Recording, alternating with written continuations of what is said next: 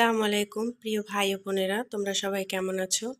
আমি ব্লগার অথৈ সাম্য তোমাদের সবাইকে স্বাগত জানিয়ে আবার একটা নতুন ভিডিও নিয়ে চলে আসছি তোমাদের সামনে। আশা করছি যে যেখান থেকে আজকের এই ভিডিওটি দেখছো বা দেখবা সবাই খুব ভালো আছো এবং সুস্থ আছো। আল্লাহর অশেষ রহমতে আমিও বেশ ভালো আছি। তো আজকের ভিডিওটা একদম সকাল থেকে শুরু করেছি। সকাল 6টা বাজে আমাদের এখানে কারেন্ট চলে গেছে। গত 2 দিন যাবৎ কারেন্ট অনেক ডিস্টার্ব করতেছে। গতকালকে শুধুমাত্র কারেন্টের জন্য ওয়াইফাই ছিল না, এই জন্য কোনো ভিডিও করতে পারি নাই। ফোনে চার্জ ছিল না, সেজন্য ভিডিও আপলোড করতে পারি নাই। সব মিলিয়ে ভিডিও না দেওয়ার কারণটাই ছিল কারেন্ট না থাকা। তো আজকে একই অবস্থা, কিন্তু গতকালকে রাতে কিন্তু আমি ফোন চার্জ দিয়ে রেখেছি। তো সকাল থেকে একটু টুকটাক ভিডিও করে রেখেছি, সেটাই এখন ভয়েস ওভার দিয়ে তোমাদের সাথে শেয়ার করছি। তো আশা করছি আজকের ভিডিওটা তোমাদের ভালো লাগবে। যারা যারা ভিডিওটা ক্লিক করে আমার সাথে সাথে চলে এসেছো, প্লিজ ভাই এবং আপুরা, তোমাদের কাছে আমার একটা অনুরোধ, একটা লাইক দিয়ে তারপর তোমরা ভিডিওটি দেখো। আর যদি ভিডিওটা দেখে তোমাদের ভালো লেগে থাকে তাহলে প্লিজ আমার চ্যানেলটা সাবস্ক্রাইব করে বন্ধু হয়ে পাশে থেকে যেতে পারো। আমি কিন্তু এদিক থেকে তোমাদের সাথে কথা বলতে বলতে নাস্তা বানিয়ে খেতে বসে গেছি। তো আমার বড় ছেলেকে ঘুম থেকে তুলে নিয়ে এসে টেবিলে বসালাম। ওর চোখে এতটাই ঘুম, ও খাবে না বলছে। প্রতিদিন ও এভাবেই জ্বালাতন করে, ঘুম থেকে উঠাতেও সমস্যা, রেডি করতেও সমস্যা, কিন্তু যখন স্কুলে যাওয়ার জন্য রেডি হয়ে যায় তখন ঘুমটা ভাঙে পুরোপুরি। ততক্ষণ এরকম চোখ বন্ধ করে করে সব কাজ ওকে দিয়ে করানো লাগে। তো ওকে কিন্তু আমি খাইয়ে দিচ্ছি। আর গতকালকে রাত্রে আমার বড় ছেলের 2টা দাঁত আর কি দুধ দাঁত পড়ে গেছে, মানে ফালাই দিয়েছি। তো সেটা ওকে হা করিয়ে তোমাদের সাথে একটু শেয়ার করলাম। আলহামদুলিল্লাহ, আল্লাহর দরবারে লাখো কোটি শুকরিয়া। আমার বড় ছেলে আল্লাহর রহমতে একটু একটু করে বড় হয়ে যাচ্ছে।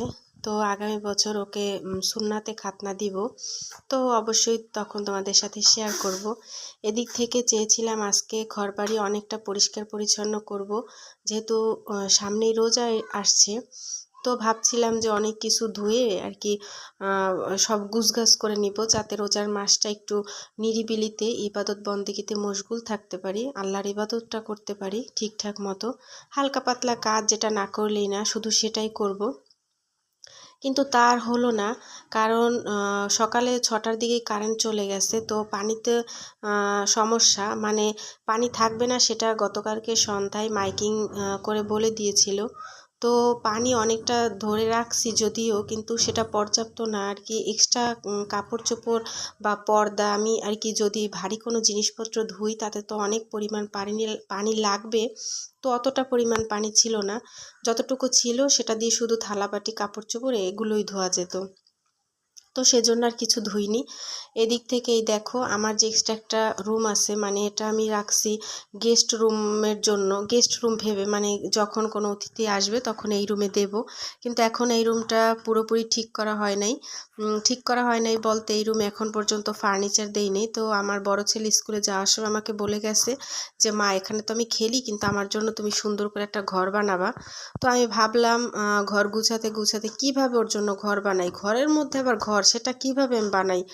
তারপর আমি ভাবলাম যে পুরনো সোফাগুলো বিছিয়ে তারপর একটা পলিথিন দিয়ে আটকে দিই। তো সেটাই দিয়েছি, সেখানেই কিন্তু আরাফসোনা খেলছে, সেটা একটু তোমাদের সাথে শেয়ার করলাম। এরপর এই যে দেখো মোবাইলটা আমি অনেক কষ্টে শিষ্টে বইয়ের সাথে দাঁড় করিয়ে তারপর ভিডিও অন করে রেখে ঘর ঝাড়ু দিচ্ছি। তো সেটা একটু তোমাদের সাথে শেয়ার করছি। আমি খেয়ালই করিনি যে ফোনটা লম্বাভাবে রেখেছি, আসলে এজন্য এইখান থেকে ভিডিওটা আমি বড় করতে পারিনি। তো সেজন্য আমি খুবই দুঃখিত। ফোনটা অন করে তারপর আমি সবগুলো রুম ঝাড়ু দিয়ে কিন্তু এক জায়গায় ময়লা জড়ো করে তারপর ছোট বেলচায় করে উঠিয়ে নিয়েছি। তো আজকের ভিডিওটা তোমাদের কেমন লাগে না লাগে সেটা কিন্তু একটা কমেন্টের মাধ্যমে জানাতে পারো। এদিক থেকে আমার ছোট্ট ছেলে ক্যামেরার সামনে সামনে হাঁটাচলা করছে। এদিকে বাসায় কারেন্ট নাই, কিন্তু আমাদের সৌর বিদ্যুৎ আছে। সেই জন্য আর কি ওই সৌরবাতি জ্বালিয়ে আমি যতটুকু পারছি ভিডিও করছি। এই দিক থেকে তোমাদের ভাইয়া গতবার যখন ঢাকা থেকে আসছিল তখন আর কি ওয়াইফাইয়ের জন্য একটা চার্জার কিনে আনছিল 1000 নাকি 1200 টাকার মতো এই আর কি দাম দিয়ে। তো সেই চার্জারটা 8 ঘন্টা ওয়াইফাই চালু রাখে। সেটা একটু তোমাদের সাথে ফাঁকে কিন্তু শেয়ার করেছি। তোমরা দেখছো কি না বা দেখেছো কি না আর কি, সেটা আমাকে কমেন্টে জানিও। তো এই দিক থেকে আমার ঝাড়ু দেওয়া শেষ। বাইরে প্রচণ্ড বৃষ্টি হচ্ছে, সকাল থেকেই একদম ঘন কালো মেঘ করে আছে। আর বাইরে কিন্তু প্রচণ্ড হচ্ছে, বিজলি চমকাচ্ছে, তারপর মেঘ ডাকছে, কিন্তু আসল সাউন্ড যেহেতু রাখিনি তাই তোমাদের শব্দটা শোনাতে পারছি না। সকালে আমি এই পানির বোতলটা ভালো করে ধুয়ে পরিষ্কার করে নিয়েছি, এখন পানি ভরে রুমে রেখে আসব। আসলে হয়েছে কি, বাচ্চারা কিন্তু বেশি সময় খায় রুমে বসে, বিছানায় বসে, তখন পানি আনতে আর কি আমার খাওয়ার রুমে যাওয়া লাগে না। আমি এই রুমের মধ্যে একটা বোতল আর একটা মগ এভাবেই রেখে দিই, বোতলে পানি ভরে, যাতে খেতে সুবিধা হয় আর খাওয়াতেও সুবিধা হয়। এদিক থেকে আমার সব কাজকর্ম গুছিয়ে নিয়েছি। বাইরে কিন্তু প্রচণ্ড বৃষ্টি হচ্ছে, বোঝা যাচ্ছে না আর কি। আমার ভয় লাগতেছে, বাইরে এতটা আর কি বিজলি চমকাচ্ছে আর বাজ পড়ছে, মেঘ ডাকছে, সেজন্য আর কি আমি জানালা খুলতে পারছি না। এই দিক থেকে আমি নিচে চলে যাব। অফ ক্যামেরাতে নিচে চলেও গিয়েছি। তো এরপর কিন্তু আমি নিচে গিয়েছি, রান্না বান্না শেষ করে খাবার দাবার নিয়ে উপরেও চলে এসেছি। আজকের ভিডিও একদম শেষ পর্যায়ে। দেখা হবে পরে নতুন কোনো ভিডিওতে। সেই পর্যন্ত সবাই ভালো থাকবা, সুস্থ থাকবা। আল্লাহ হাফেজ।